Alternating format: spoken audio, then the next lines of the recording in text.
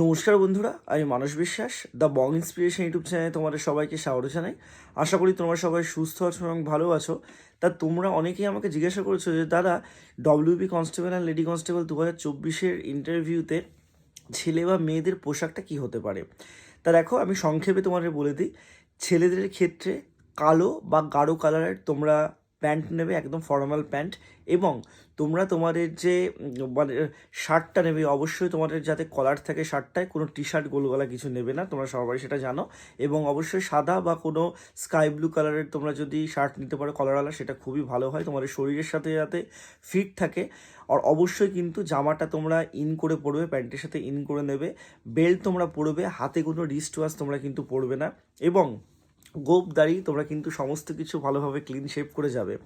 এবং তোমাদের জুতোর ক্ষেত্রে বলি, কালো কালারের জুতো পরবে এবং মোজা তোমরা মানানসই করে একটা পরতে পারো। আর মেয়েদের ক্ষেত্রে অবশ্যই তোমরা কিন্তু হালকা কালারের কোনো সালোয়ার কামিজ বা শাড়ি পরতে পারো।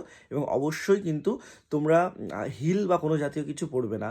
সবাই কিন্তু মানে ছেলেদের ক্ষেত্রে বলছি, মেয়েদের ক্ষেত্রে বলছি, হাতের নখগুলো খুব ভালোভাবে কেটে যাবে। বিশেষ করে ছেলেরা এবং মেয়েরা সবাই যদি পারো, বিশেষ করে ছেলেদের কথাই বলছি আমি, এটা চুলটা তোমরা ভালোভাবে কিন্তু ছোটো করে কেটে যাবে, সুন্দরভাবে যাবে। একটা কথা মাথায় রাখবে, তোমার ফার্স্ট ইমপ্রেশনই তোমার লাস্ট ইমপ্রেশন। ইন্টারভিউতে কতগুলো প্রশ্ন পারছো বা কতগুলো প্রশ্ন পারছো না, সেটার উপরে তোমার ইন্টারভিউ নাম্বার দেবে না।